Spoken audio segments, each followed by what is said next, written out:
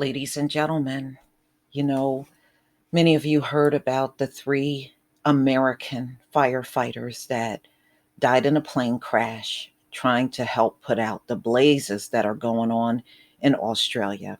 Well, this article came out January 24th, 2020 in Newsweek. Where are the fires still burning in Australia? Map shows nearly 100 blazes in New South Wales, Victoria. And ladies and gentlemen, they just recovered those bodies of those firefighters not that long ago. So, as people mourn the loss of three firefighters in Australia, others in the country continue to battle wildfires in New South Wales and Victoria. Firefighters have been battling wildfires in Australia for months as a prolonged drought, hot temperatures, and strong winds created ideal conditions for flames to spread. Fires have claimed at least 31 lives, destroyed thousands of homes, and burned more than 27 million acres of land, twice the size of Maryland. That is outrageous. Wow. On Saturday morning local time, 62 brush and grass fires were burning in New South Wales, a state on the southeastern side of Australia, according to the NSW Rural Fire Service. They were all listed as advice alert level fires, meaning there was no immediate danger. Residents in impacted areas were encouraged to remain informed of the situation in case it changed. So you can see on this map right here all of the areas that are impacted. Wow. That's absolutely insane. 27 million acres burnt. I just can't even comprehend that. That is just outrageous, y'all. 27 million acres burnt? Whew, man. And they already know they're not going to put this thing out anytime soon. They already said it's going to go on for months, even into 2020. As crews battle the flames, there's also mourning the loss of three crew members who were killed on Thursday local time when their air tanker crashed.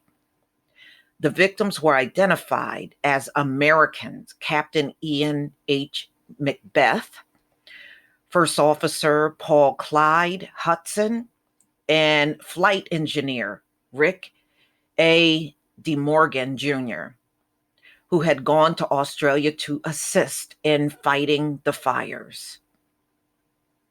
Wow. Oh, wow. So it just talks about the premier flying the flags at half mast, for the deceased firefighters from America. The premier also announced that a state memorial would be held for the firefighters on February 23rd. Okay, so they're just trying to honor them, I guess, because they did go all the way over there to help. Further south in the state of Victoria, 37 brush fires were burning on Saturday morning local time, according to Vic Emergency. People who were visiting Malakuta, Genoa, Gipsy Point had to leave because the fires, but will be able to retrieve their belongings over the weekend. Drivers were told to expect to wait up to an hour, and travel would only be allowed in one direction. Wow. I mean, just looking at this map, this is just mind-boggling where all of the fires are. Now, you can imagine 100 of these fires all burning at the same time. Given the magnitude of the fires, American firefighters began arriving in Australia to assist firefighting efforts in December. They've continued to make the trip, and the most recent crew arrived in Australia on Friday morning local time. So they got some more American firefighters there. We are grateful for the arrival of U.S. Fire Task Force personnel this week. Australia is a large country, and while we have seen generous rainfall in the past few days, in some areas, we are still experiencing kilometers of active fire front and a large cleanup ahead of us. Now, ladies and gentlemen, usually what will happen after these major fires are mudslides. As soon as they do get a good rain there, they're going to be dealing with mudslides. And a lot of times, what was not damaged from the fire will be damaged when the mudslide happens. So you can expect even more homes to be taken out because the ground is going to be so saturated from all of the constant dousing of water and all kinds of retardants and everything in that water constantly hitting the ground. And then when the rain makes contact with the ground, it just creates an even worse situation for them. So they are nowhere out of the woods when it comes down to the natural disaster that's going on there. Okay.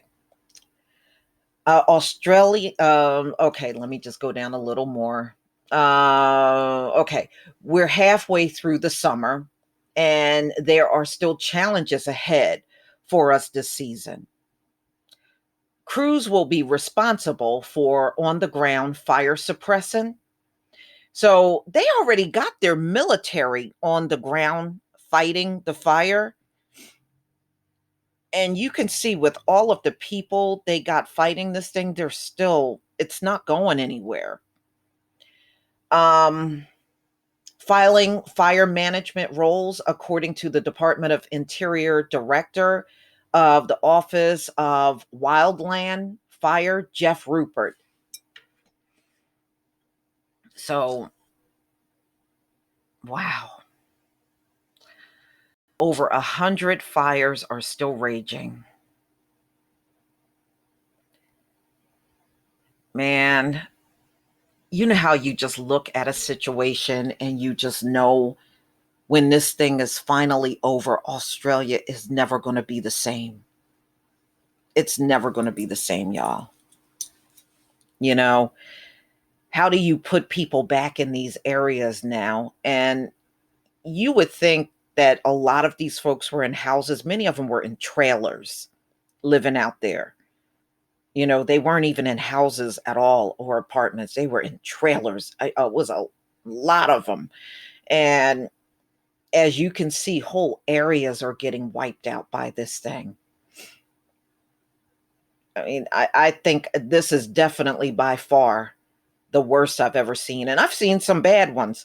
Some of y'all might remember when Alberta, Canada burnt the entire town, several towns burnt. And I believe that was like 2016 because I did videos on that. And I thought that was horrific when Alberta was on fire. So much of it, I mean, towns, and it was hardly nothing left.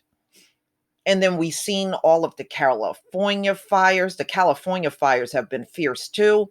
And then we saw Paradise get wiped out, the entire town wiped out by the fire.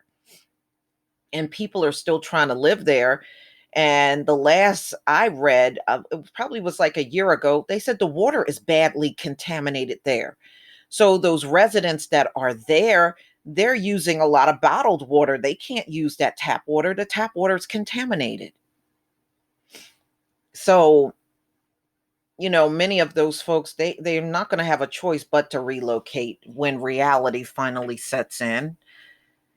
And then, wow, just when you thought you seen the worst of the worst, then this Australia fire happens, and it shows you that the Most High can make a fire at any magnitude that he wants. Unimaginable sizes of fire, like we're seeing here in Australia. And they know they're not going to be able to put this thing out anytime soon, y'all. They already know. But please tell me what you think. Please leave your comment and subscribe. Don't forget to hit on the notification bell, and I'll see you on the next video. Peace, family.